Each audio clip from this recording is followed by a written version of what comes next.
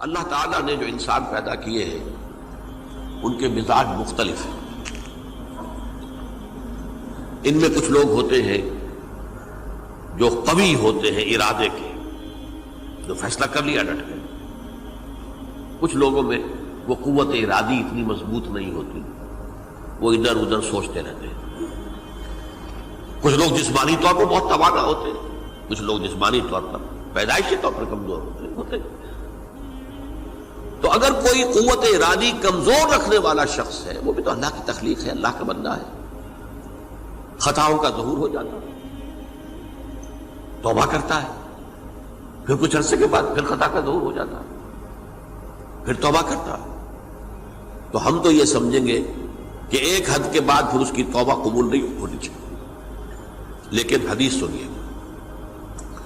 وعن ابی ہریرہ رضی اللہ تعالی عنہ قال قال رسول اللہ صلی اللہ علیہ وسلم ان عبدا اذنب ذنبا، یقیناً ایک بندہ جو ہے وہ ایک گناہ کرتا ہے.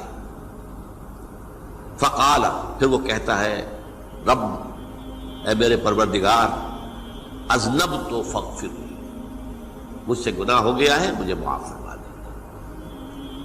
فقال ربہ، تو پروردگار یہ کہتا ہے اعلم عبدی ان لہ ربا یغفر الذنب ویأخذ بہ، میرا یہ بندہ یہ جانتا ہے کہ اس کا ایک رب ہے جو گناہ معاف بھی کر سکتا ہے اور سزا دے بھی سکتا ہے. کیا معنی ہوئے؟ گناہ اس نے کیا ہے لیکن جانتا ہے اللہ کو کہ وہ معاف بھی فرما سکتا ہے، تبھی تو وہ اللہ سے معافی کی درخواست کر رہا ہے. اس کے اس جاننے کی بنیاد پر، اس کے اس علم کی بنیاد پر، اس کے اس ایمان کی بنیاد پر فرمایا غفرت لعبدی، میں نے اپنے بندے کو معاف کر دیا. ثم مکث ما شاء اللہ، پھر وقت گزرا جتنا کہ اللہ نے چاہا. ثم اذنب ذنبا، پھر اس سے گناہ ہو گیا. فقال رب اذنبت ذنبا فاغفر، پھر کہتا ہے پروردگار مجھ سے گناہ ہو گیا، پھر مجھے معاف فرما دے.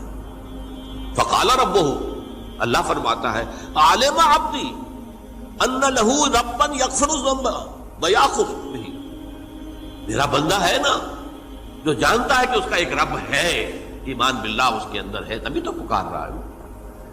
اور یہ بھی جانتا ہے کہ وہ گناہ معاف بھی کر سکتا ہے اور چاہے تو پکڑ بھی سکتا ہے، سزا بھی دے سکتا ہے.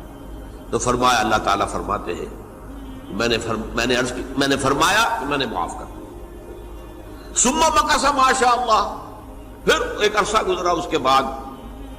ثم اذنب ذنبا، پھر اس نے گناہ کیا. قال رب اذنبت ذنبا آخر، اس نے کہا پروردگار میں نے تو پھر ایک اور گناہ کر دیا، فاغفر لی، مجھے بخش دے. فقال اعلم عبدی ان لہ ربا یغفر الذنب ویأخذ بہ، میرا بندہ جانتا ہے نا کہ اس کا ایک رب ہے جسے وہ پکار رہا ہے، کہ وہ جانتا ہے کہ اسے اختیار حاصل ہے کہ چاہے تو بخش دے اور چاہے تو پکڑ لے. اس کے اس علم، اس ایمان کی بنیاد پر میں نے اسے معاف کر دیا. ایک اور حدیث، میں نے چونکہ اس گفتگو کے لیے ان احادیث کا تفحص کیا ہے، یہ تو بہت ہیں حدیثیں، میں نے ان میں سے کچھ چنی ہیں. ہمارے بعض واعظ ناصح وہ بھی کسی شخص کو روکتے رہے، برائیوں سے روکتے رہے، نہیں رکتا، تو کہیں غصے میں آ کے اللہ تجھے کبھی معاف نہیں کرے گا. یہ کتنا بڑا جرم ہے، اس کا اندازہ کیجئے اس حدیث سے. تو میرے بندے کو میری رحمت سے مایوس کر رہے ہیں، کتنا بڑا جرم ہے، اس کا اندازہ کیجئے. یہ مسلم شریف کی روایت ہے عن جندب، حضرت جندب رضی اللہ تعالی عنہ سے، ان رسول اللہ صلی اللہ علیہ وسلم حدث، کہ اللہ کے رسول صلی اللہ علیہ وسلم نے ایک واقعہ بیان کیا. ان رجلا قال،